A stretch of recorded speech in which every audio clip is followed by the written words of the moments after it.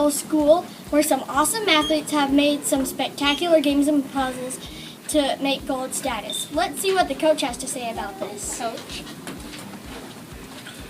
I'm very proud of these kids. I think that they've worked very hard this year. We have created way more than the 3 games and 3 puzzles needed for gold status. And today we're going to be highlighting our top 3 puzzles and our top 3 games that we're going to be submitting for our team. Okay, to Caitlin. Yes, they are, and they are super excited about getting gold status. I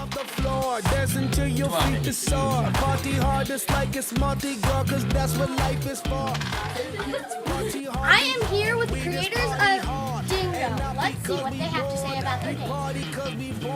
Thank you. So the setup for Dingo is really easy. You either get a 4x4 card or a 3x3 card sheet of paper, and you write down random multiples from 1 times 1 to 12 times 12. Okay, and the instructions for Dingo is the caller rolls 2 dice with the same number of sides, and the players are not allowed to look at the dice. The caller multiplies the number on the dice and then rolls and calls out the product of the number. Players place a piece of paper markers on one of the pairs of the product factors. And first player to get a Dingo 4x4 or a deck out 3x3 wins. Have fun. Okay, now let's go to Caitlin with our next game. Do my little dance. Answer my pants, got answer my pants. Answer my pants. That's why. Yes, that's why. Yes, that's why. Keep on doing what I'm doing, y'all. First name motto, last name motto. Here's how you spell it, M-O-T-O. Ready? 3. Ooh, let's put this on outtakes. Oh, there the creators are. Hello. Hi. So you created Cubelet? Mm-hmm. Can you tell us more about it? What are the rules?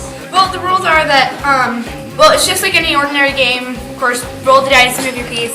But the colors mean that whatever color that you land on, you pick up like one of these cards here. So if you land on something like pink, you get a card like this and 10 to the 3rd. But it's a paper and pencil game only. You can't use calculators unless you're checking your answers. And you move along the board, and if you don't get a cube right, you lose your next turn. And if you get it right, you don't really do anything. You just stay where you're at. And if you get to this crown here, you have to solve one of these cubes, like 21 to the 3rd. And if you solve that correctly, you win the game. Hey, that was a very interesting game. Thank you. I don't care if you are one. You're fired. I'm here live at Hawthorne Middle School interviewing the creators of Race to 100 2.0. I am Gail Williams, this is Braden Fowler, and this is Hope Sandrine. Excuse me, I gotta take this. I guess on my own. So, it's very simple. I'm sorry I don't have any dice with me, but I can still explain it. So you're gonna take a 20-sided dice and a 12-sided dice. Those are all your need, and this can be a 2-player game, so you can share the dice.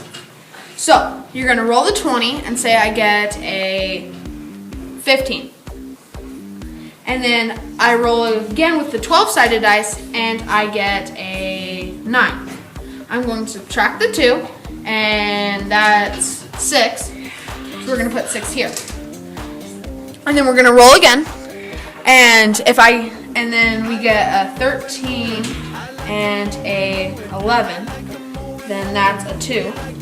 And so it's going to be an 8 because you add them. And you're going to go all the way to 100, and you have to get it exactly. So say I'm on 97. I'm just going to head to 97. And I get a 4. I'm going to go to 100 or a 1. So I'm going to need a 1 to actually win. But let's say you roll a 9 with the 20-sided dice and a 11 on the 12. Then you're going to subtract that. So say we were at 82. I would then go to 80. And if I'm at 101 and I get that same equation, then I'm going to have 100 and 2. Does that make sense? It's a very. I can't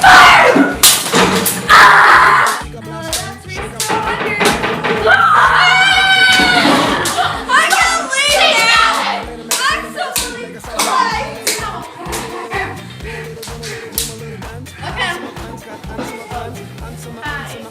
Hi, camera! It's nice to Okay, she had a mental breakdown. I'm sorry. Well, McFadden, I'm the MathCounts coach for Hawthorne Middle School, and along with the 3 games that you just saw, our MathCounts team also created a handful of puzzles. The kids decided to call these cross numbers as opposed to crosswords. You can see that the way the puzzle is solved, you solve the equation for each one and fill in the numbers in the crossword. We have a couple of different ones done at different levels. We have some that are more appropriate for 7th and 8th graders, and then I have some that are also a little bit easier for 6th graders. And you can see that each one of these puzzles